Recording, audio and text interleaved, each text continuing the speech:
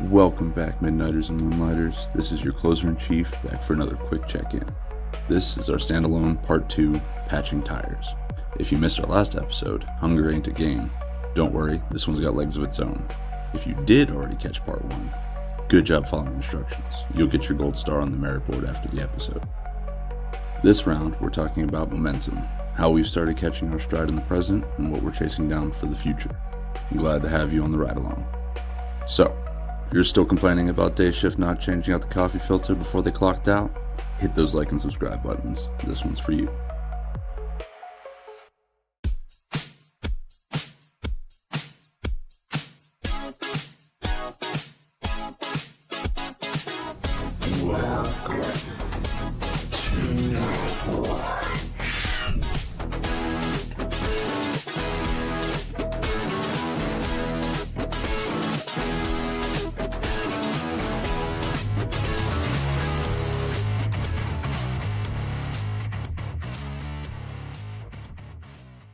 We're a couple of single guys sitting here at the table talking about this kind of stuff. You know, the guys that are, trying to feed families and everything, trying to keep their vehicle on the road, that kind of thing. I hear about that kind of stuff too. But it's when I was married and we were, I wouldn't say going through problems, but it was kind of like we were thinking about money. So I'll give it to my ex-wife. I had an ex-wife who was an accountant. This woman could keep track of money like nobody's business. The reason we got into trouble was because I was messing around, was fucking up, taking money I wasn't supposed to take money. That was on me. I was the broken cog in that machine. I mean, we had fixes around that particular thing, but she made sure things were straight. I mean, she really was the logical one in that scenario. I loved spending money. I mean, I still do kind of like spending money. You don't like spending money? I still do, but I'm very conscious of what I spend it on. And I'm like, nah, I can't do that. Nah. I will give it to you. You budget very well. Yeah, I'm like, yeah. You give yourself a little bit of an allowance out of each paycheck. It's like, Exactly. I can spend that on whatever I want, Exactly. Concert tickets, sure. Extra soda, bump up to the extra large combo today, yeah. But when you start coming to that red line, you're like, whoa, to the line, but no further. See, the difference is that while we both do that, you have money going into savings and everything else. Yes, sir. All my bills are paid. Because I'm a divorcee. Everything I got is all my bills are paid. Everything's all paid up. But then I'm going to spend until that bank account and that card starts declining. The important stuff's taken care of, but I do not have savings. I've been to that point where it's like, you put the card in, and you're looking, going, please God, Lord, oh Jesus, Lord, please God, Father, Son, Holy Spirit, amen. Feeling like you just spun the wheel on Wheel of Fortune, like, am I getting that gas today or no? Yeah, and then that sucker goes, approved. You go, woo, thank you, God, Jesus, Lord, please help me, Lord. Let me get the hell out of here. That sucker's going to say decline. I know it is. I got to get the fuck out of here. It says approved. Psych. Yeah. Well, wait a minute. I meant to say, put the handcuffs on this fool. Nah, I don't know. Not anymore. No. I like I said, I've hit rock bottom, and I've been nothing but rising ever since then. I'll never be that guy again. But no. Now every morning, dude, I'm giving a lot of accolades to my ex-wife. But now every morning, man, I get up, I check my phone, I go, what's in my bank account? What's been taken out? What? Oh, I remember that. Yeah, that's good. That's supposed to come out today. Okay, yeah. And what the fuck is that? It's time to call the bank. Oh, I forgot. Yeah, you're right. That's what it was. Okay, yeah, okay. I check now. I don't. I don't play that game anymore. I don't go. Oh God, what's in the bank account? Oh God, I'm negative $300. Where that $300 is at? I'm like, oh. Yeah, no more of that shit. See, I'm starting to use some of those apps that help keep you organized and scheduled, and so it tracks my bank account of when the reoccurring payments come out. So it's keeping track of all my subscription services and my bills and stuff like that, and it'll tell me in a pay period because it knows how long my pay period is. It'll tell me, all right, you got this, and this coming out of this paycheck, so this is what you actually got. Yeah, I had something like that for a while too. It's called Rocket or something like that. It would keep track of everything. If I had something set for every 15th or something every second, weekend or whatever. Like actually 2 days before that, I said, hey, look, hey, you about to be short money. You better make sure something's in there.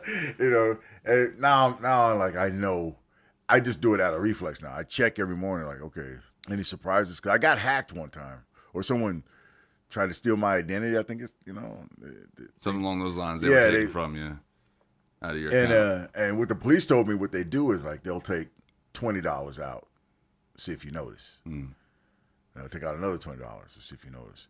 And if you don't notice, like after the third or fourth time, that's when they hit you with the $500 or the $600. They'll try to drain your account or whatever. But I noticed it. I was like, what the hell is this $20? What is this from?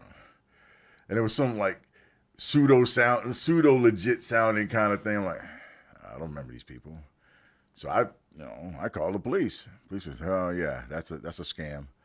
Somebody must have got your Social Security or something. I'm like, my Social Security's out there somewhere? Like, oh yeah, it happens all the time, sir. I think Chase Bank got hacked, and they took like $2 million worth. 2 million people's names or whatever, and they took all these. I know Bank America got hit. Was this 2024? Yeah. Citibank, Chase, something like that. Yeah. There was a data breach in February 2024. Yep. Yeah, thank God for fact check, right? I ain't about to get sued by Chase Bank, man. Suddenly we got cease and desist. Your podcast is shit, guys. Telling lies. Man, I can't afford my DoorDash this week. I can't afford no Chase Bank coming after me.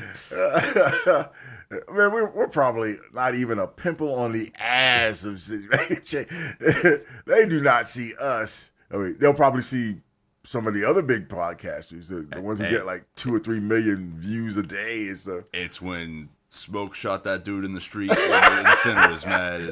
It's about sending that message. Like, can't let nobody think that they could have got away with, almost got away with. The day you see the fat black guy beating up some dude at a liquor store over his wallet, yeah, that's when we've made it big. And then everybody, oh, that's Smoke, like. And I'm sitting there, and I've made it big too. Like as I'm beating his ass, I find the camera and give him the peace sign. That's right, baby. Big Smoke. Whooping ass for America. Of course, I'd probably have a heart attack right after that. I'm going to have so many good lawyers on that.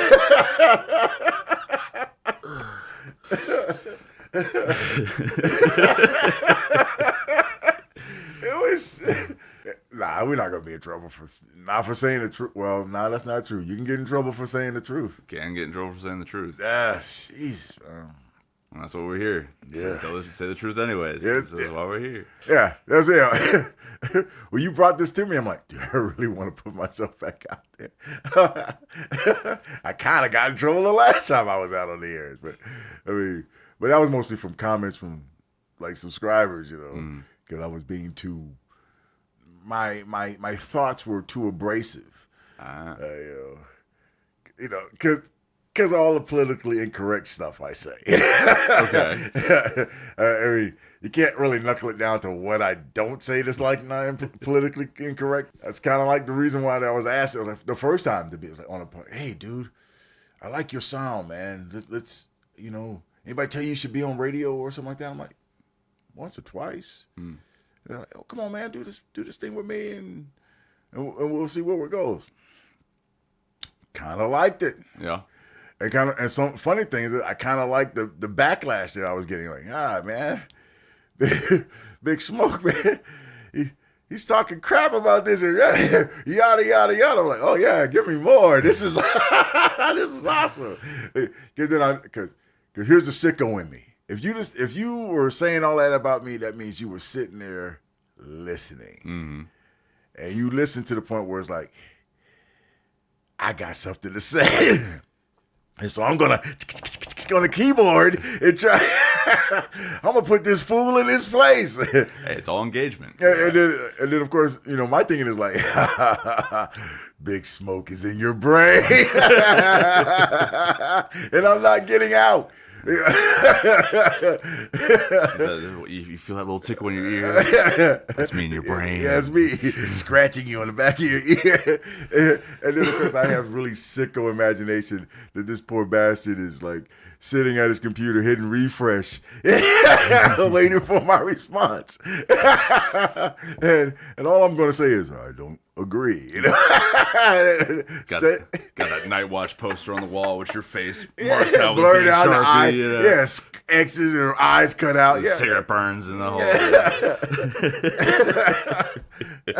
So, I know that's kind of no. That's I mean, we are when we make it that big. That's going to be something that we're going to have to be on the lookout for. You know, I'm going to have to get me a remote starter for my car. You know? Chirp, chirp.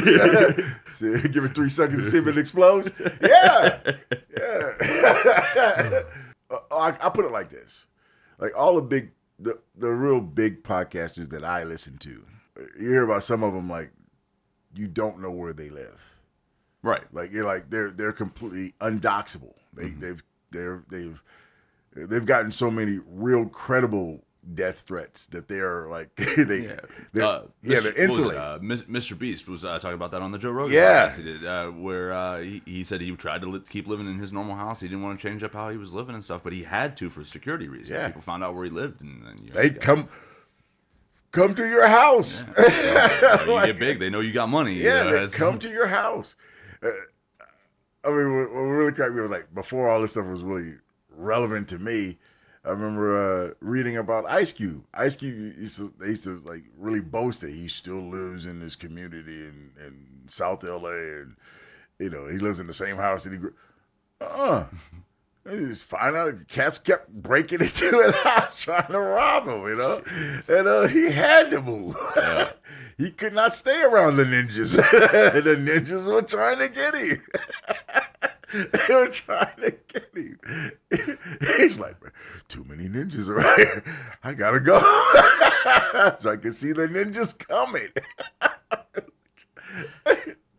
That line of where do you qualify yourself as having made it, right? Made it big, or drug yourself up out of whatever rut or out of poverty. Where would I harder count to do that? these days. Yeah. But now compared to when you were younger, I mean, you got 50 some years, I got 30 some years. We've got a couple of decades. We can go back when you were younger versus now. When I was younger, I was like, I'm going to rule the world. I had a set flight path that I was going to take, and then I met my wife, and all that stuff went into the trash. And then, okay, I can still do this. I can still make, And I was thinking, like, I'm going to own a business of some kind. I'm going to own a business of some kind, and we're gonna make it that way. That shit is hard to do when you're a very young, newlywed couple, and both of you don't know anything. We kind of did it right. She went to school, and she got her degree, and she basically struggle walked her way up to being a very good accountant. She was bookkeeping, paying, bookkeeping for a piece of crap. People were trying to cheat her. She kept going at it. And I was going to be a career military guy. Kind of worked military-wise. It kept me away from home a lot. And then it was kind of like, okay, we're just going to do the military thing. And she's going to do the, civilian thing. And we're just going to make it work. And then shit happened. She started making more money than me. And that got to be a problem. I wasn't cutting it. And that's when I went from, okay, we can make this work, retiree, business professional, because she was a professional. She had a trade. And I was just the working guy. And that wasn't going to work. But to steer us back on the course here, though, what was one thing that you could pick out that you told yourself that, once I can get this, once I can afford this, that's when I know I've made it?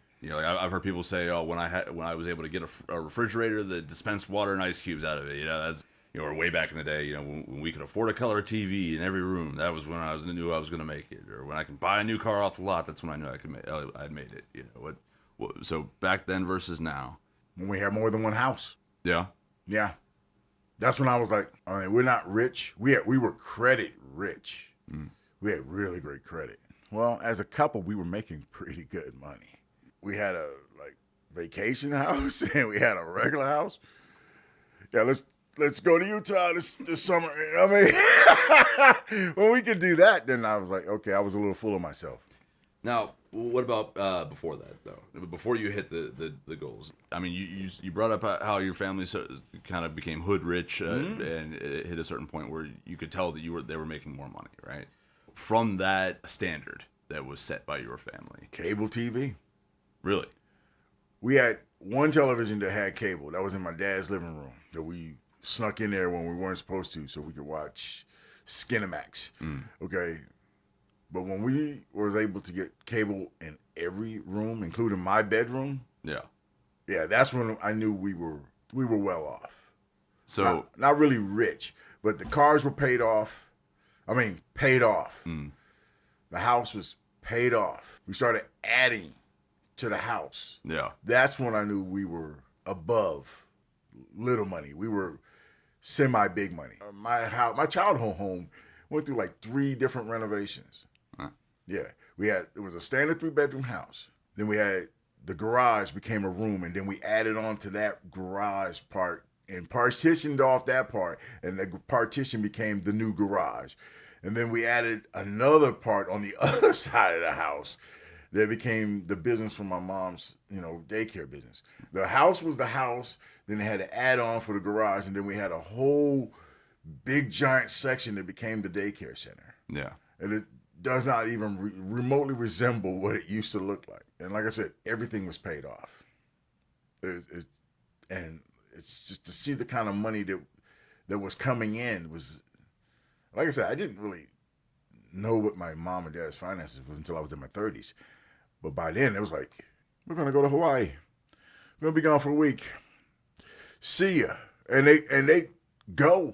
See, for me, ironically, very similarly with the cable TV thing, because I grew up on a lot of PBS Kids and local news channels and they had some kids programs on after school especially. And I remember we took a trip out to visit my grandmother out in Missouri, and she had the digital cable package out there, and TV remote going to be able to flip through the channels and stuff on the virtual TV guide. And then there's like 200, 300 channels. Now there's like over 1,000 channels, but back then, pre-2010. And I remember big screen TV, big plasma screen TV. When we get to that point, that's when we made it. But a couple of years later, cable became cheaper. We got the digital cable package because you needed that just to keep your home phone line, and we still hadn't made it. We got the nice stuff. We got the big screen TV. We got the digital cable package, but man, we're still paycheck to paycheck. I don't get it. Not realizing back then when I was a kid that they made all those niceties, those commodities cheaper for a reason because it keeps people in their homes and distracted. You're not out there riding in the streets whenever it's $50 to get you a 60-inch flat screen. It's I ain't got time to go get myself thrown in jail. I got Netflix at home, But nowadays, paying my own bills, making my own money. A few years back, I had a buddy of mine who was doing some life coaching with me, and he always had this thing of telling me I didn't have a spending problem. I have an income problem. Usually it's the other way wrong, right? I always had this mentality of I wanted to be financially stable enough to not only take care of my own stuff, but to take care of other people too. I like to think of myself as being very generous. I like to, help lift up people around me with what I got. I don't need much. I'm cheap. Hey, there's nothing wrong with being a cheap bastard sometimes, especially when it comes to other people, and some people are just ungrateful as hell, but for the ones that I felt deserved my help, needed my help, and I wanted to be able to help them, I wanted to be in a strong enough position because I tried helping them when I wasn't, and that just put me in a rough spot. And I'm like, all right, so that's my boundary now. I had to start setting those healthy boundaries. Like, listen, if I can't make rent, I got to tell you no. I wasn't always able to do that, but now I have to do that. When it comes to what I do with my money now, yes, I still feel like I have an income problem, but only because I'm trying to bankroll a small business startup. Now I'm seeing firsthand, what I was expecting it to cost is not at nearly as much as what I was expecting to cost was a lot more than what it actually turns out to be. Right. For this kind of setup anyways. There's definitely a lot of very cost effective means to get started on this stuff. And it's I gotta say, I'm impressed. Period. You really, literally was pedaling that bicycle like 5 feet in the air. Then he dropped you on the ground. You just took off when you hit it. I was like, wow. I was worried that you were just gonna like crash on the side of the road because you didn't get any sleep. I'm like, this guy's got to be not sleeping to be doing all this shit. A little bit of not sleeping, but I do that anyways. Yeah, but I was sick. But yeah, no. Well, see, like I said, like as a former medical professional, I saw some stupid shit just because people fell asleep. Yeah. But no, I mean, one of the main priorities that I made sure with this stuff is sustainability. I want to make sure that we're doing this for a good long time. You know, I want this to go on for as long as we want to, not because of how long we can. Yeah, despite all the life issues that come along and try to all the interruptions. Yeah, interruptions and detours. You know, I got to pay a guy to switch me a shift just to make sure that we get a recording date. I'll do what Man, I got to do. I swear to God, I just want to.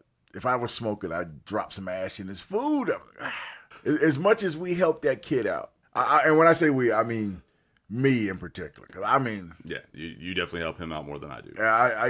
I'm not feeling sorry for him anymore because a lot of that stuff is self-destructive and self-inflicted. Yeah, for sure. and so I don't feel sorry for him. Still, the big Sarge in me still comes out. I was gonna say, you kind of took him under your wing just a little bit. A little bit.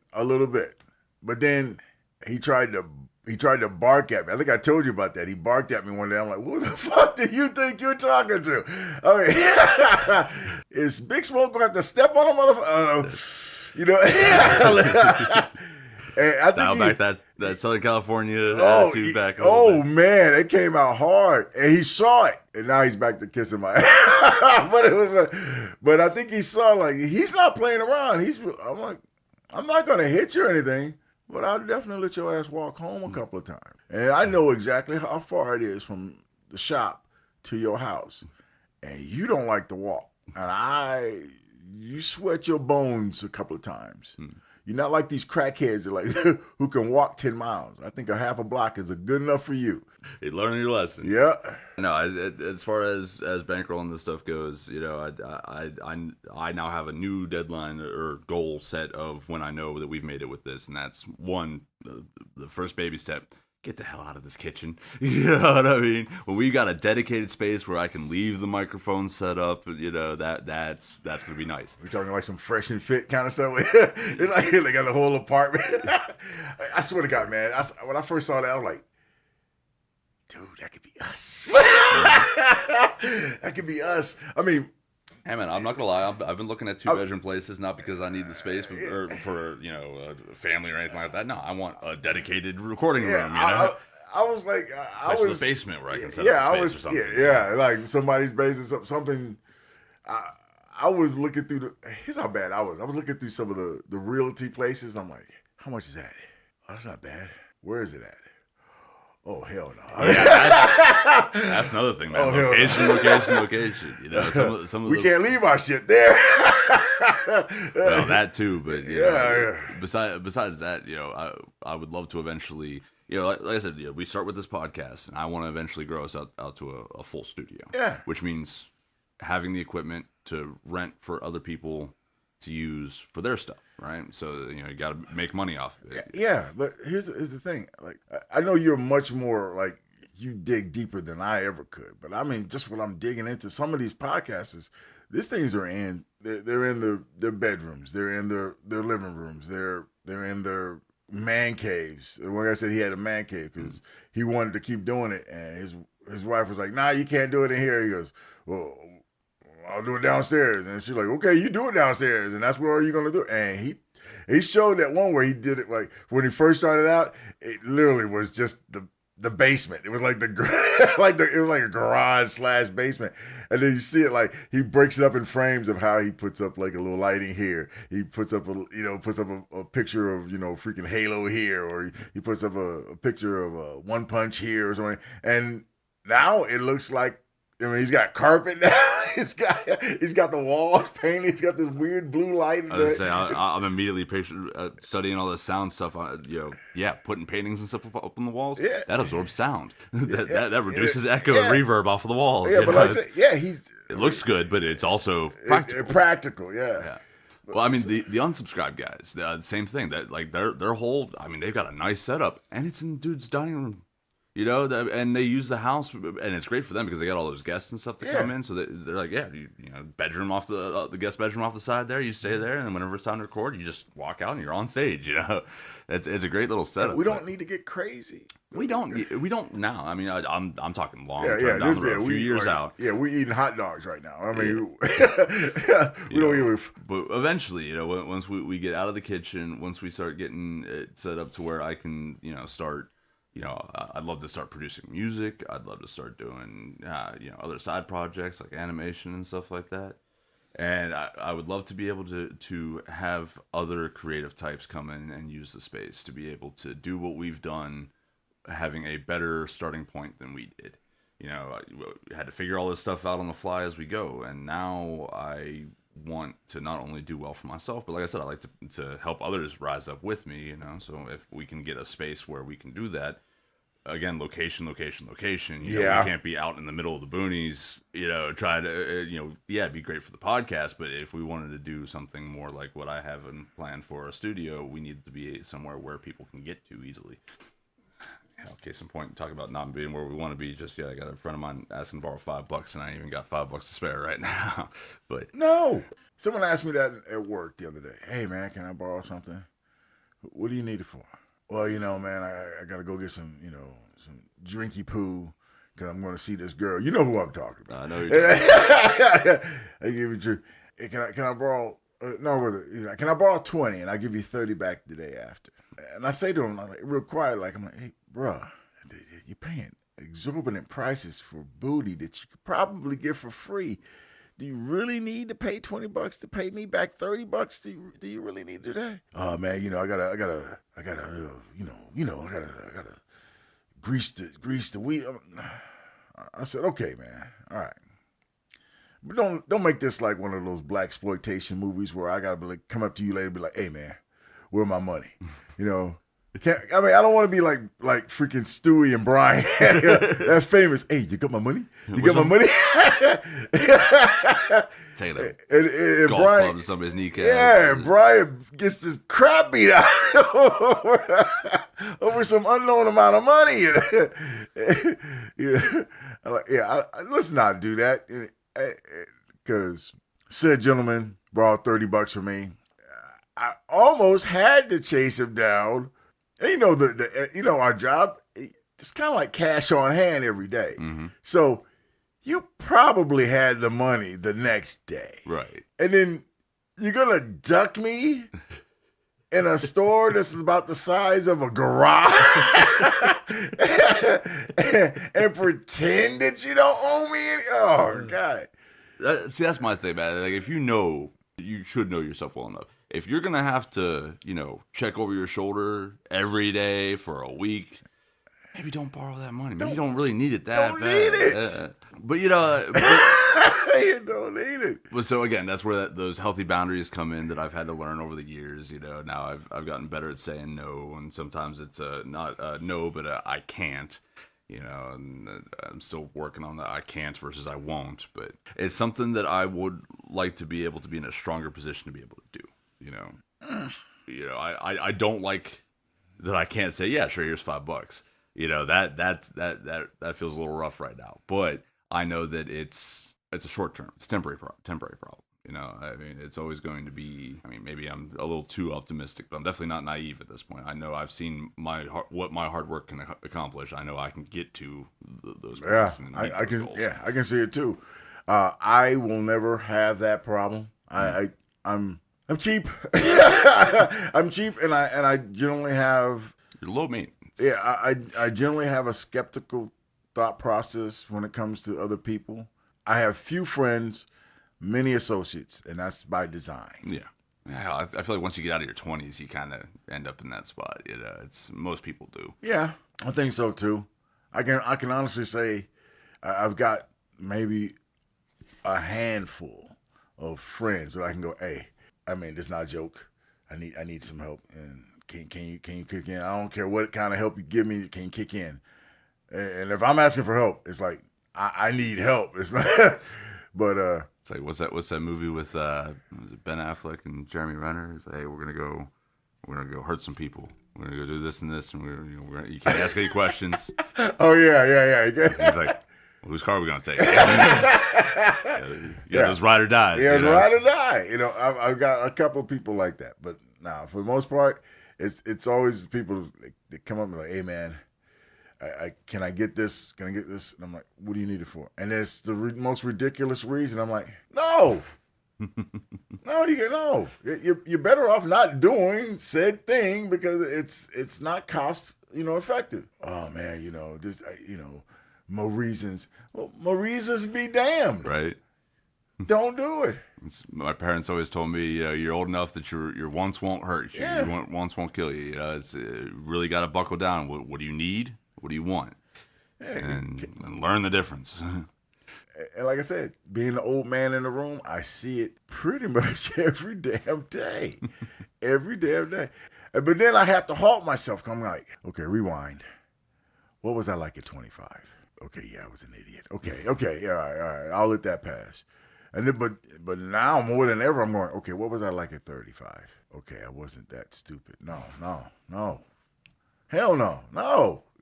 And then all of a sudden in my brain, I'm going, fuck no, yeah, that's stupid idea. Don't do that. And now that I'm in my 50s, get away from me. That's not even worth approaching. Get away from me. Get the audacity to ask me that. And then that question, who raised you? Because that doesn't make any sense at your age. You should. And these are, I wasn't not my age, but getting up there. We're talking 40s now. And I'm like, full-grown adults with families, with kids. Been through their share of, turmoil and tribulation, stuff they should have learned from. And yet they're still doing the same stuff they did in their 30s and their 20s. I'm like, okay, yeah. It's because they keep getting away with it. Yeah, I was like, nah, you got to stay away from me because when you go down, I'm not going down with you, ninja. You're going by yourself. I'm not going to stay in your lane, player. Not, like the rules that we have at work are there for a reason. So we've done a pretty good job of establishing where we're at, economically speaking. It's kind of like economically speaking, we're not stagnant. We're not going, okay, this is where we are. This is where we stay. Well, we're not feeling stuck. I'm still reaching. Yeah, a lot of people do feel stuck though. A lot of people are like, we're in poverty, we're poor, we're not getting out of this. Some people don't want to. Some people they've been raised generationally into it. Yeah, like some of our customers, like third generation, welfare, and they're some of our most. They buy more than anybody else, and it's like your grandma and your mom on welfare. No, we can't go out. No, no. I say I've got family, particularly on my mom's side. No offense, Mom, I love you, but you know how I feel about your family. Rifts and tears in the family dynamic because the oldest wanted to move out to go be with baby daddy number 1 or number 2 or something like that. But that was going to impact the how much welfare that my aunt was going to get. So she ended up having another kid at 40. Whoa. Yeah. Just to keep the line going. Yeah, you see it all the time nowadays. Especially in our town. It's a thing that it's both status quo bias. This is the devil I know.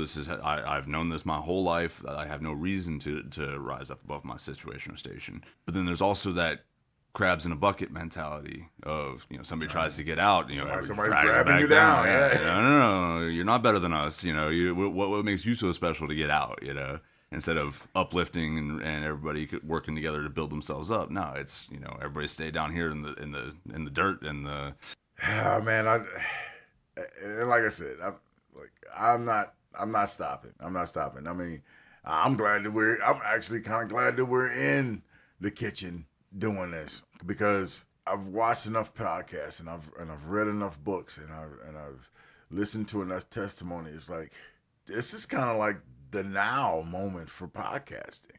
Mm-hmm. It's not like CBS or NBC or anything like that where you gotta have double masters and freaking broadcasting and communication. I mean we're 2 mics, a laptop. So that's the thing, right? So you've got the syndicated news media networks and everything that they've got the money and the backing to put out somebody else's message. Yeah. You guys at home listening to us, or at the workplace listening to us, wherever you guys are at, tuning in, know that we put our money into this and working out of the kitchen just to make it happen because we've got something to say, we want to be heard, and we don't have somebody else's influence pushing what we're saying. There is no agenda here. This is how we actually feel, what we're actually thinking, what we're actually going through. Real experiences, real talk, real people, not the narrative, right?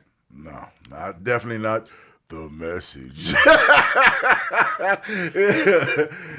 I actually want there to be some, hope and positivity out there, against all the odds, against all the division that we're facing on a and I definitely want basis. people not to be doing crack. I mean, I really want people to say, okay, should I go left or go right? Which one makes sense for your survival? Mm-hmm. I mean, I don't care if you go left or right. Is left better for you or is right better for you? And I mean better, not because you think it's better. Is it better? And not what feels good now. Yeah, but, long term, what is going to help me? There's this one customer who's basically in walking distance from the store, and he was like, "Hey, I just need like another $1.50, man. So I can get me a beer." And I'm like, I can't do it for you, man. I can't. Because if you got to be walking down the street to ask me for $1.50, one, you asked the wrong person. And two, is this going to help you? This is not helping, man. I mean, I've been seeing you do this for a couple of years now. I've seen the cops at your house. When I look out the side window and see the blue and red lights going on, I know what house they're at. I don't have to guess what that. So is this helping? Man, it's hard. Yes, it's hard. And I'm not trying to be superior or anything. I know you're not drunk now, and you know that it's hard. How is it getting to be drunk going to make that less hard? I mean, that's just an illusion, right? I mean, you're lying to yourself.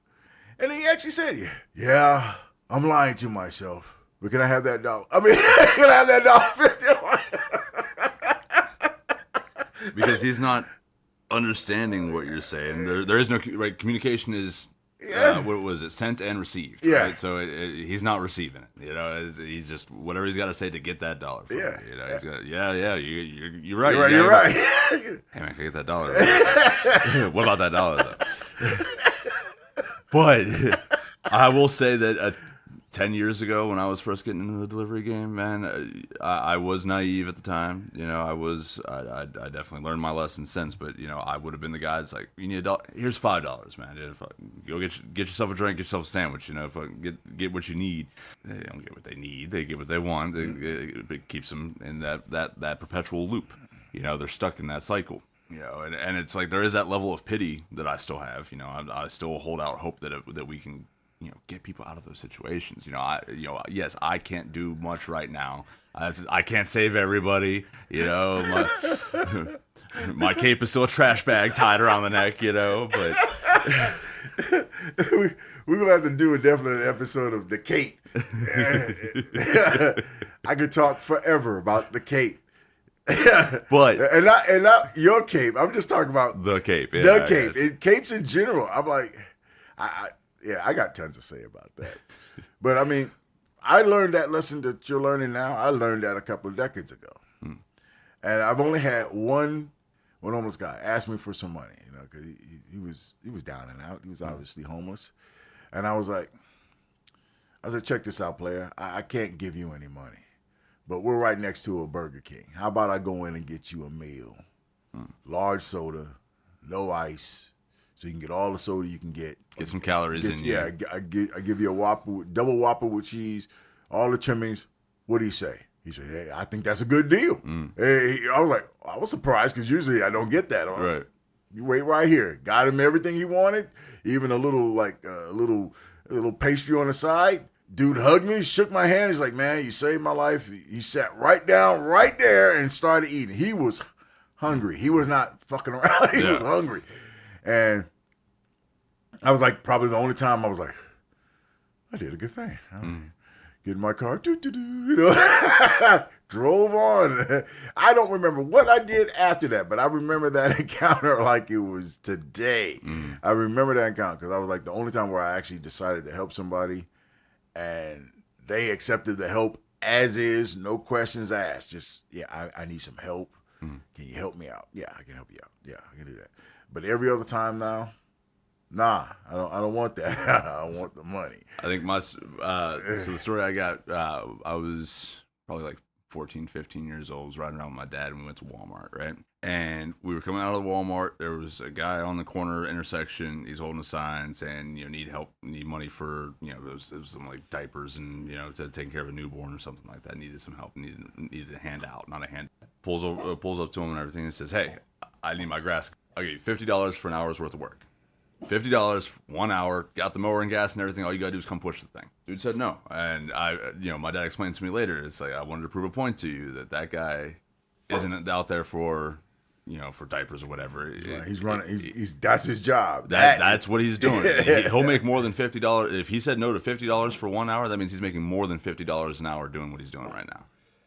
And and they really do, man. There are professional panhandlers. I remember watching a documentary on that a couple of years back, and there's guys that they make more money than I've ever seen in my life panhandling. Yeah. They'll make thousands of dollars a day in the right spot. Yeah, we had a panhandler. They called her the panhandler millionaire because she this lady had been operating in San Diego for, I guess, a couple of decades. Oh, wow. And finally some basically street journalists or private eyes, they basically followed her around San Diego, was taking video of her on the DL, and she had some of the most raggedy looking clothes on, had a push basket and everything, and she was going around and she was asking for stuff.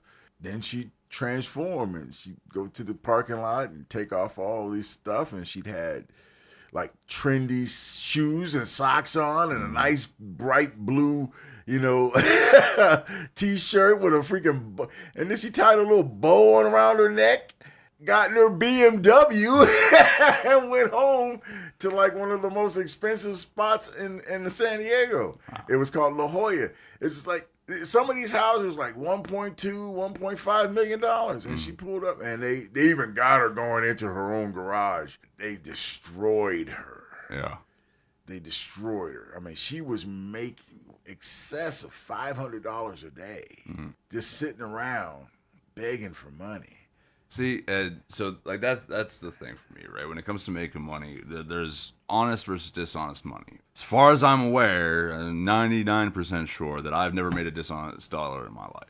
I've always been face value for trade, or working hard, working labor, and for that dollar that I'm getting, right? Stuff like that, where you are bold-faced lying to somebody with a performance in a space that's not supposed to be a performance art, and you're getting paid performance rates, that's, I'm pretty sure in California they got some unions that are, they got something to say about that. But well, like you notice it's the same panhandlers were on the same intersections day after day. Oh yeah, they got that. It's worked out amongst each other. They got that network. Yeah, they got their corner, and it gets to the point where it surprises you when you see someone else on that corner. You're like, okay, what the hell happened? Where is so and so? When they start to become fixtures. You're like, okay, what happened to that person? And you start.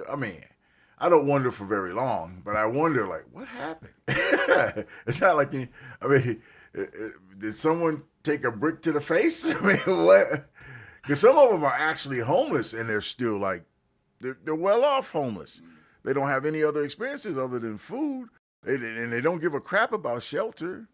They just get a local gym membership for the showers, and get your storage locker somewhere. So like, what happened to that person? There was that one cripple. He had a leg missing, below knee amputation. This cat was on this one particular corner. And like before I got smart, I used to give him like $1 or $2 every time I come around the corner. It was kind of like one of them easy, you're making a left turn, you slow down, hey bro, you put the $2 out. And he was one-legged quick to get that $2. He didn't miss a beat. He moved faster than I did with two perfectly good legs. And he'd be sitting in this little like really like cheap, fold up chair, playing a piccolo, moving that little stub of his back and forth. He was getting down. I was like, and then I found out later that, this guy was cleaning up. He was making a lot of money on that corner. It was one of those really busy corners. And like I said, it's easy to just reach out and just give him the dollar and forget about it. And so I'm thinking how many suckers like myself was sticking that dollar out there and letting him snatch it up. And then one day he was not there. Well, where is he? I didn't even know the guy's name. I knew his face, and I knew that weird stump that he was waving at everybody. And I was like, where is he? And I never found out, and it bothered me. I had like some kind of weird connection with the guy and I didn't even know him. I didn't talk to him. I just gave him money out of reflex for a long time, and then he was gone. And I felt lesser because he was gone. It bothered me until I found out how much money this dude was making, and I was like, "Some bitch, I got took for a ride." And that's where the darkness entered my heart.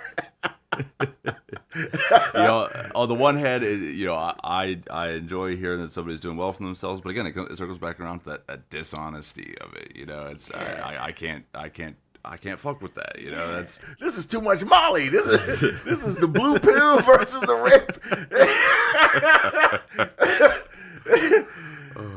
I got a certain passion about this because I'm cheap.